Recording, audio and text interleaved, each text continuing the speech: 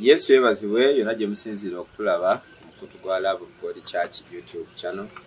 Twebaza Katonda olw'omukutu guno, twebaza Mukama kulamu mwenna gye musinzira okutulaba, okutuwuliza, okukomentinga, okulikinga n'okusubscribinga. Ebbanga lize liyitanduza ya mwezi nga gumu oba ebiri nga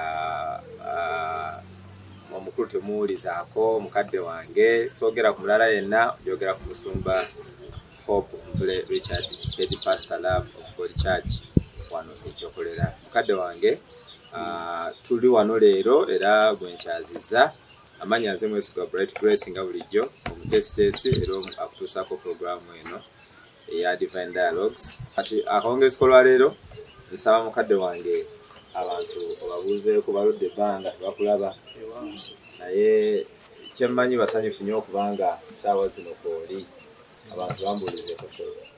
Mukama yebaziwe. Amiina. Twebaza Katonda atukuumye nga tuli balamu. Amannya mugawulidde Mvule Richard Hope, omukulembeze wa Love of God Church ate ne watu wajja okolera Pastors Fellowship. Twebaza Katonda atuwadde ekisa, tubaddeyo nga tuli balamu. Mukama atukuumye era ndi musanyufu okuba wano akawungezi k'olwaleero okubaako ebigambo ebigasa byetwogera eri abatuwuliriza. Twenza tweyanzeege sebo ojja kunsonyiwa kale oluusi neerabira okagattako nti Bishop watuba n'egyokolera naye nga twebaza Katonda ku lw'ekitiibwa ekyo kyakugonnomolako. Kakati akawungezi k'olwaleero otakulwisaayo nnyo, tugenda kwogera ku mboozi yaffe eri awo ntonotono naye kyemmanyi egenda kukola bulungi. Wali obaddeko awo ng'oli mulwadde abantu ne bajja gy'oli nga buli ajja akusaasira era nga akwagaliza okuwona amangu, naye ng'ate oyinza okuba ng'oli waka nga twena na ssente zitwala mu ddwaliro gy'oyinza kufuna bujjanjabi naye ng'oli waka naye nzija n'ekugamba gundi bambi ng'olabye katukirize Katonda ojja kuba bulungi ne ŋŋenda. N'omulala n'ajja naye n'akola ekyo, naye ne wajja wabeerawo omuntu n'ajja gy'oli n'agamba gundi oli mulwadde, bwe mpulidde nti oli mulwadde nzize nkulabeko, naye mu kujja kwe n'ajjayo n'enkumi kale nga ttaano n'azikuwa. Oyinza okuba nga ozobadde weetaaga okugenda mu ddwaliro ofune obujjanjabi. Akawungezi k'olwaleero tuze n'omulamu okugamba nti oba emboozi egamba nti okuyamba okutono kusinga okusaasira okunene. Nsaba twetegeeza ebigambo bino nti okuyamba okutono kusinga okusaasira okunene. Mukadde waffe gyatandikira awo njala obulira abantu omulamu ogwo emboozi yaffe eno ey'olwaleero kubanga abantu bangi abatulaba kyemmanyi beeteefuteefu okulira okuva gy'oli. Okuyamba okutono okusinga okusaasira okunene kyeki. Mukama yebaziwe ate. Twebaza Katonda olw'omulamu ogwo omukulu. Abantu abasinga bayinza obutamanya bukulu bwa nsonga eyo. Ng'oli yayambisizza akatono naye n'agamba ati nze alina akatono kokka tebansekerere n'ayamba ntya n'akantu akatono. Jjukira bwe tuba tubala tuva ku emu totandikira ku 8. Kati bw'ogenda obala 1, 2, 3 ogenda ogattako. Kati businga buli muntu aba n'okuyamba okutono n'akuleeta eri omuntu ono ava mu mbeera katugeze omuntu yeetaaga emitwalo 2 ogenda mu ddwaliro nze n'enkumi zange 2 n'omulala alina enkumi 3 tukola abantu nga 6 nga tujja ne tetulina tuyambisa okuyamba okutono omuntu tava mu mbeera eyo. N'olwekyo okuyamba okutono kusinga okusaasira okunene naye buli ajja bwagamu naye ng'olabye nabo obulwadde bwongera kuluma ng'olabye n'obukuluma akwongera buziba mu bulwadde naye omuntu azze n'ajjayo n'enkumi 5 owulira ng'owona n'ajjayo n'ekicupa kya juice owulira ng'owona era agenda okuvaawo nga abadde ku percentage ey'ensanvu kati okuwonako kukidde ddala ogenda owonyezebwa. N'olwekyo kikulu nnyo nnyo okuyambisa ekitono ky'olina n'otakiremera. Kiyamba omuntu okuva ku ddaala ly'abaddeko ogenda ku ddaala eddala. Twenza nnyo mukadde wange olinga atugamba nti tulekeraawo ogenda eri abalwadde nga tetulina bwe kyandibadde. Kyentegeeza sibu budda tonnakimanyi. Kyentegeeza ddala kwegamba Siga mukadde wange oba olwadde. Bwe mba sirinaawo nemere ddala okujja gy'oli kulaba nako. Sinza gambo tolina. Lwate mba nja kuba naffe. Ekituufu tewaaligenzebwa mulwadde nga tolina. Mulwadde aba yeetaaga ssente, yeetaaga akatunda. Kakati ne bw'ojja obanga amaze ebiseera. Jangu oli mwana muto, naye oba oli musajja mukulu nga bw'oli awo. N'ojjeewo omulwadde nga tolina wadde nusu olukumi n'aligamba gye tojja. Kubanga oba tolina ky'omuyambi. Kubanga era omuntu omulwadde bw'omukubira akasino nga nti gondi bangambye oli mulwadde naye nzija kukulabako. Essuubi. Era gwe n'ongamba ati nzija mukadde wange nzija kukulabako. Manya ogw'omugaati gujja. Kitegeera. Akatunda kwekali n'ezempeke. So kyalibadde kikulu nnyo kubanga bw'oba ogenda okulaba omuntu ali mu mbeera baako k'okutte. Baako k'otwalayo. Bagamba akasimu kano k'enkuba okussaamu essuubi nti nzija kulabako kabeera ng'obulamu kuba essuubi lyo oba ndiyinyisizza ku levo ya waggulu. Ntandikirawo n'okuwona. Nira abonziza mu bulwadde ate ng'ozze engalo ensa. Engalo ensa zigwana nnyinizo. Yesebo. Naye bw'oba ozze n'akantu obulwadde butandikirawo okuwona. Era bw'ojja nga tolina kyompadde ngamba kale singa oba tazze.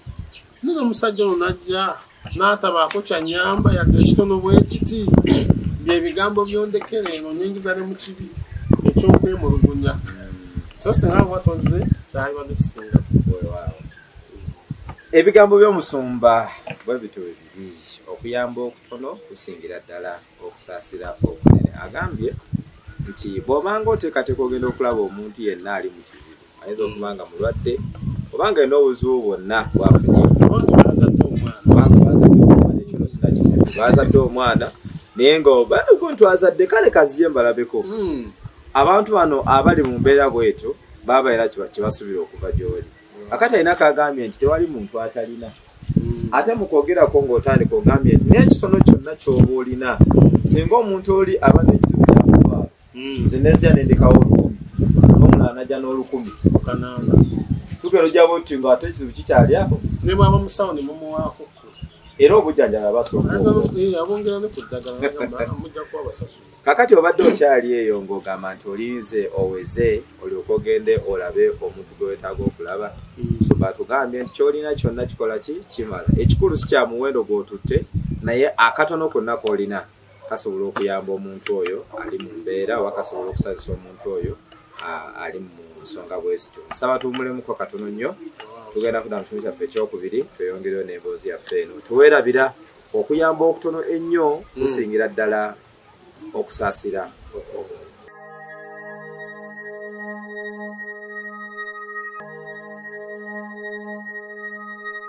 Tubakulisaayo mu kuwummulako. Twebaza Katonda nti mukyaliko mukyatulaba. Tuli ku Love of God YouTube channel era nga akawungeezi k'olwaleero ndina omusumba Hope Richard, head pastor Love of God Church, ate era omulabirizi wa Watuba Ajokolera Pastors Fellowship. Omulamwa gwaffe mugutegedde tugambye nti okuyamba okutono ennyo kusingira wala okusaasira okunene. Katono kaffe akaasoose omusumba Fada kyagezaako okutunnyonnyola n'okutulambulira ebigambo bino kye bitegeeza. Mukadde wange nsaba oba olinayo ekyokulabirako ekirala kubanga twagala nnyo abantu bategeere omulamwa guno oba emboozi eno nti abantu bangi bali eyo ng'oli alinze oli n'agamba sijja kgenda wagundi oyo kuba talina kinene ye kyasuubira nti oli kyekinamusanyusa oba abamu akuba akasimu n'agamba nzija naye najja mikono miki. Kakati olwaleero tuzze okutegeeza musumba azze okutegeeza nti okuyamba okutono ennyo kusingira wala okusaasira okungi. Mukadde wange oba olinayo ekyokulabirako ekirala abantu kibawo. Mukama yeebazibwe. Twebaza nnyo Mukama olw'omulamwa guno kubanga kugenda kutuyamba okuyambisa akatono ke tulina kubanga tulabye nga nako ka mugaso okusinga engalo ensanga bwe nawagamba ekisaananyizo. Kati katugeze ekintu nga kino omuntu yafiiriddwa tewasobodde genda kuziika oba ebintu ebiteebereka ne baaziise Masaka n'emitwalo egi akati okedde ku makya okujja omukubagiza. Ye bw'alaba omuntu azze omukubagiza agamba munnange alina kazi nako. Era essuubi ly'omuntu oyo liba waggulu. Iba mugwazo mulaba. Kaze munanga atamanyi ndi mu mbeera twafiiriddwa. Weewaawo. Sikola ate abantu abali abeetaaga okulya abaakusuubiramu ekintu. Naye bw'omusaasira omugamba munnange ogedde bingi ku mufu mbadde mumanyi jozi namusanga kumbe taata lumutwala oba maama yafudde omwana watu bumutwala noyogera ebigambo bingi nnyo ng'alinda owunzike ng'okutteko mu nsawo ogambe nti munnange akantu kano kaakano kakole ki kakuyambe agenda okulaba ogumye tosobodde nakubaako kwoteekawo n'ogamba naye kitalo n'ogenda oba waakagenda newajjawo omuntu omu ona mwana muto oba muvubuka muto nagamba ne maama nga mwalabye okufiirwa taata nga mwalabye okufiirwa neba naye kitalo omunange nagira akantu nagamba munange wategedde akantu kano kaakano munange kakagire weekatyo ezo nze kuweredde ddala kati gowulira otya sikanene naye omutima kyekikulu owulira katono bulungi nnyo naye sana njogedde bwogezaawo olaba nkwata ku ssente bwe nzizaayo kale nekikwewuunyisa ompadde tososinaku siri mu mbeera kyakubiri tonkubidde kasimu nti oba ojja kundabako ozimpeeredde wa naye salule nnina sigamba olina ekizibu ekiri awo oba kitegedde kati nga bwowulira akantu akatono kalina engeri gye kayamba so n'olwensonga eyo bwe tugendanga kino kibe kyakuyiga bw'ogenda okulaba eyafiiriddwa teekamu ku ssente abedda tebalinanga nnyo ssente yeetikka enkota y'ettooke oba atikka omulenzi omuto namugamba weetikka ettooke no tugende tukubagize omwana oyo ayige nti omuntu bw'agenda okukubagiza agendeyo n'akantu bo nga batwala ebyo atwala lumonde atutte ku nku so oli bwamulabaga munnange kitalo naye mukama ajja kunnyamba kubanga alengedde ku ttooke libi addamu amaanyi naye kati gwe n'ojjaawo n'omuganga kitalo n'ogera bingi ku mufu by'omanyi n'otambula n'ogenda ebyo tebigasa okuyamba okutono kusinga okusaasira okunene oyo ne bwanaakusaasira ennyatya pozi kanjogere ne kano nobu nali okusoma nali ndi mu bibuuzo nga nsoma pifi bangobye babanja 10 ezi kati omwami bamuyitanga Kikomeko yafa yali mukwano gwa jjajja abasajja balokole musanga mu kkubaawo nangamba kiki bangobye 12 nenga munange olabye naye omanyi kwata 12 zino genda osasula okola ebibuuzo yankola bulungi naye waliwo yali ansaasidde nga talina kyampada ono yanzija mu mbeera olwaliro kyamujjukira omugenzi Kikomeko omusajja ali mulokole wakyaki okuyuganda oba bwatukutendereza kubanga yanyamba n'akantu ke yalina akatono nempita mu mbeera oyinza okukalaba nga akatono naye ngaoli kamuyisa mu mbeera n'olwekyo kikulu nnyo okuyambisa akatono ke tulina okusinga okubeera nga abatasobola kuyamba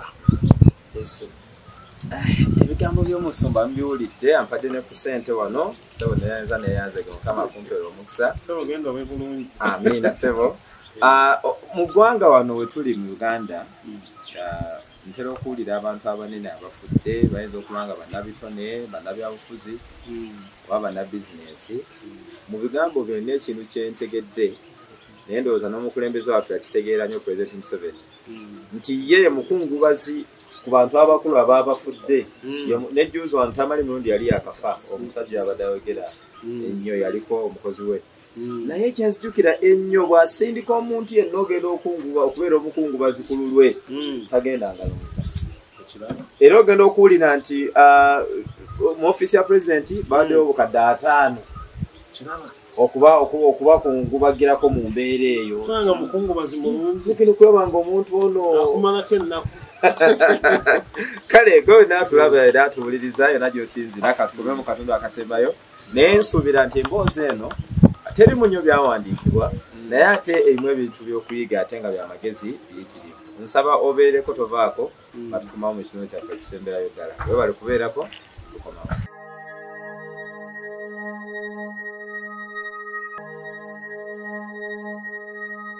tukomyewo mu katundu kaffe akasembayo mu kitundu kino waliwo omuntu agamba nti nze nga siwuliddeeko ku kyawandiikibwa kyonna siyinza kukkiriza nti ebyogeddwa biki bituufu nsaba mukadde waffe mu kitundu kino obeeko n'ekyawandiikibwa ky'okozesa okwongera okunyweza emboozi yaffe Mukama yeebazibwe. Amina seba. Bw'osoma Mbiko y'Abatume Ssuula 3. Omusajja ali awo ku mulyango gwa yeekaalu omulungi ng'asabiriza era abaayitanga nga bamuwa kye balina bamuwa kye balina. Kakati waliwo omusajja Peetero ne Yokaana bajja bamugamba naffe effeeza ne zaabu tetulina naye tulinawo kye tulina kitono okugamba mu ngeri emu bw'aba talina ffeeza na zaabu aba alina ekintu kitono naye kye tulina kye tukuwa. Ono akikkiriza mbu omusajja n'abatunuulira alabe bamuwaaki naye so balina amaanyi kubanga ali amanyira ffeeza na zaabu kati mulimu bwayali yagamba kati oba nampaaki naye n'alindirira naye kye tulina kye tukola ki kye tukuwa mu linnya lya Yesu Kristo Omulazaalisi tambula. Ne bamuwa ekisaamusaamu kye baali balina omusajja n'atambula. N'olwekyo mwenna njagala okubategeeza kyonna ky'olina tokinyooma kiweeyo kibeeko tekiyamba oba mulimu gwa Mukama oba mukadde oyinza okugenda omutima ebidomo y'amazzi 2 oba engeri yonna buli katono kayambise oyinza okukalaba nga akatono naye ne kakola omugaso eri omuntu oyo. Mukama agenda kuwa nnyo omukisa era agenda kukola bulungi. Kansembeyo ne kano katono nnyo mu sekendi singa 15 nasanga saidi z'ekavule nsanga omwana pikipiki emutomedde ayiika omusaayi beetaaga emitwalo n'omutwala mu ddwaliro kusaba mukwata. Kati abantu baali awo nga 10 nga buli omu agamba mukazi alabye n'omwana nga alabye n'omwana nezeeyo 2,000 bane ntandikirwa naawe leeta z'olina buli mutwalo 15,000 n'ensolo zaawo kakana nga twoze emitwalo 3 n'ekitundu. Netumugaa tubadde nakatono tuno nawe gattako omwana agende mu ddwaliro omwana yawona. Kugamba ne bana abaaliwo balinawo ke balinawo naye nga bakanyooma nga balowooza nti kayinza kubaako ne kikakola kini kikagasa naye gwe bwatandikawo embeera buli omu n'alaba nga kikola kyetaagisa. N'ekitandikawo embeera n'akatono k'olina okayambise buli muntu ajja kuzuukuka agamba ekitono kiyamba naye ayambe awo omukisa gwa Mukama gubatambulireko n'oli ave mu mbeera. Kama bwenyo omukisa n'ebigambo. Twenza tuyanzege mukadde wange omusumba wange ate omusumba waffe ffenna abaganda bagamba nti kamukamu bwe muganda. Ebigambo by'omusoma mibuulidde ne story gyasembezaayo eyo enkutteko nnyo nti yasanga omwana ali mu kizibu abantu nga weebali naye nga buli omu ali mu kusaasira busasi ng'olabye naye bwe yatandikawo n'ekino kyalina eky'2,000 bweziti ne kiyamba omwana ono okuva mu mbeera. Kati nno gwali yatulaba kugamba nti oyinza okubanga ky'olinawo kitono nnyo olaba ng'ekitayambe naye emitwalo 2 oba 3 oba 5 gy'onoosindika ku Love of God Church ezimba ekkanisa ijja kuba zituyambira ddala. Twabategeezaako nti omwaka guno tuli ku mulimu gwa kuzimba nnyumba ya Mukama era nga ekifo tukirina twakyogerako dda siyinza butakyogerako ekyo. Tujja kujja wano n'omulamwa mukadde wange saagala agogendako kubanga olunaku lw'okwogera kuzimbira Mukama ebyawandiikibwa biteeseteese ajja kyogerako naye kwata ky'olina enamba nazibawa era enamba ezo za musumba wange mukadde wange sindikako omutwalo atuyigiriza nti okutwagaliza nti eba netubagaliza amazimba amalungi kwatayo 15 kwatayo omutwalo obeebi osembyeyo ku masimu ge nakuwa ennyumba ya Mukama ekoleeta okuyamba okutono kusingira wala okusaasira okunene. Mukama abanjagayire mwesiga Grace gemanya etukoze ffe kanze ne musumba wange emabega wa kamera ezitukwata tulinayo abasajja ab'amaanyi tulina media manager waffe mukulu Mwanguzi Samuel tukabaza nnyo ssebo olw'okuteekateeka ensonga zino mukulu Timothy ne mukulu Solomoni nammwe mwebale nnyo okubeera ku kamera ey'okubiri mpozi era tetuyinza kwerabira tumira ku bantu ba Love of God Church n'abantu ba Mukama mwenna gye muli ababeera ku mukutu guno abasubscribing abalikinga abasharinga n'abakomentinga twongera okubeebaza era n'okubasaba okwongera okwagira omukutu gwa Love of God Church ebirungi bigwa byokya olwaliro tukomye wano Mukama abatwagalire.